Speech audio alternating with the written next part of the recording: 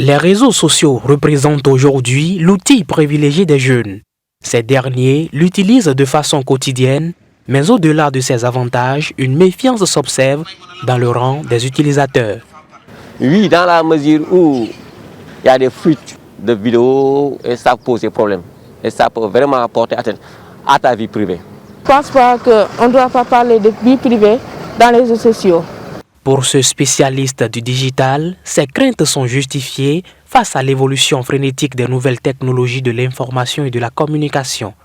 En un clic, des informations relevant de la vie privée d'un individu pourraient être connues du monde entier. Nous pouvons craindre énormément de choses dans un monde où la donnée est devenue aujourd'hui une ressource rare, un capital, au même titre que le pétrole, qui permet aujourd'hui à beaucoup d'entreprises de collecter des données privées, des données à caractère personnel, des données sur les entreprises, des données sur les populations, et ces entreprises-là revendent ces données-là à des annonceurs. Cependant, des mesures préventives subsistent.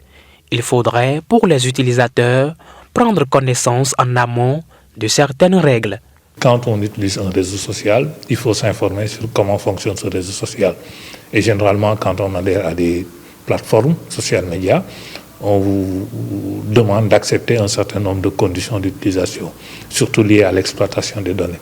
Il faut prendre la peine de ne pas cliquer oui, d'accord, et de lire tout, même si c'est petit. Sur les réseaux sociaux, des usagers dévoilent leurs états d'âme, leurs succès, leurs échecs, leurs exploits. Le tout sous forme d'écrits ou de photographies sur des plateformes à vocation publique. C'est justement là que réside l'interférence vie privée et vie publique sur la toile.